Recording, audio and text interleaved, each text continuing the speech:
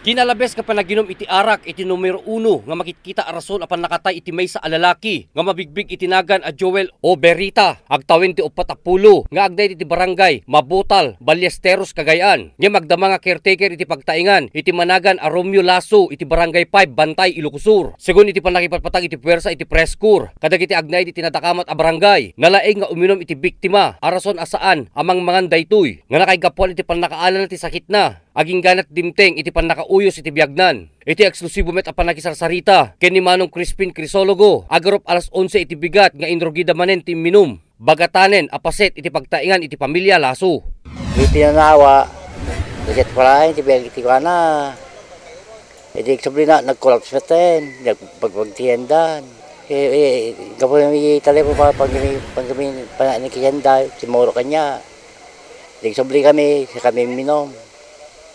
Jadi bedanya, ekspedisi ta pagianan, natumba meten, bapak kecindan, sama tinolong nggak bisa dengan nagbagkata na, nagtugomi.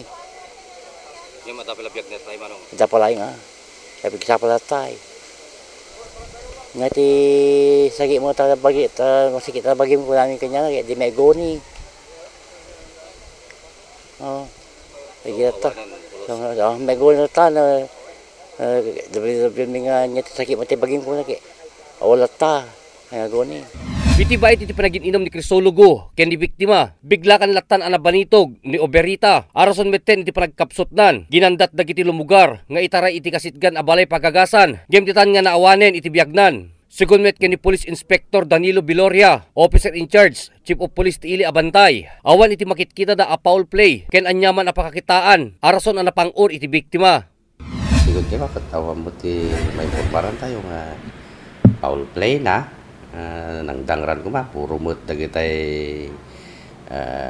kasyay dagiti na informaran tayo nga may pagabdi pinaginom tapos nadaluson kasi matla kita dadya mo't autopsya ni doktora dati Rora Health Officer tayo dito Bantay kita visual matla dadya pa na kita mo't tinakalanad dadya nga cause of death na base kadagiti na informaran tayo tiaglawlaw DJ agindig pa di nga balay kadagi ti multulong nga sabay nga matay dito biktima kadagi kunak na nagininom dajay tamo da dajay nakadaluson na jay ke ibarte na kadag in plaster da gente nasya kadagi na semento dajay nakatay mo ide kaya niya matay nagparigat na tayo matay.